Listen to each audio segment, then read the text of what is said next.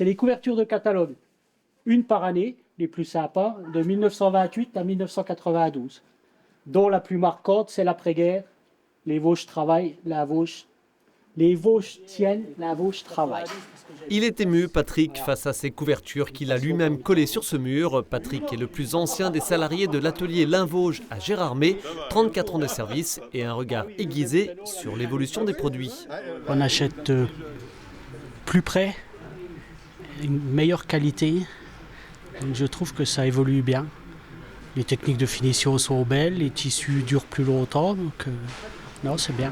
Et ça fait donc quelques années que ça dure. Linvosges est l'une des plus emblématiques entreprises textiles du département et pour cause. Vendredi dernier, elle a lancé les festivités de son 100e anniversaire. Fondée à Gérardmer en 1923 par Charles Prudent, un Haut-Marnais séduit par l'efficience du blanchiment sur prêt à cette altitude et qui misera sur la commercialisation sans intermédiaire, donnant naissance en France à la vente par correspondance. 100 ans plus tard, Linvosges demeure atypique, ne serait-ce que par son nom. Il n'y a pas beaucoup d'entreprises qui ont un nom régional.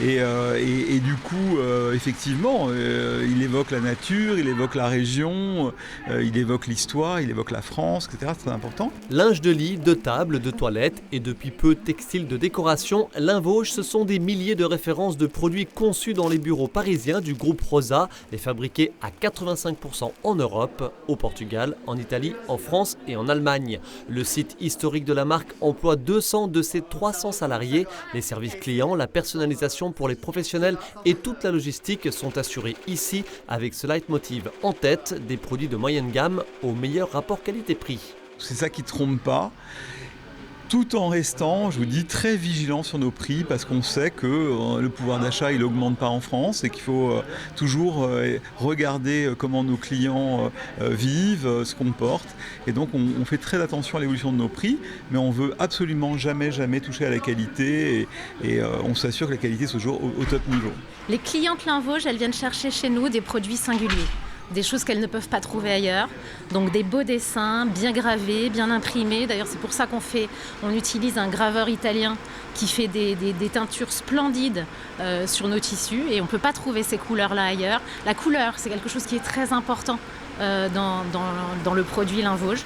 Le chiffre d'affaires de Linvosges est d'une centaine de millions d'euros, c'est 2,5 fois plus qu'en 2007, année du rachat par le groupe Rosa. Les années Covid marquées par les confinements lui ont été favorables, 2022 a logiquement été plus calme.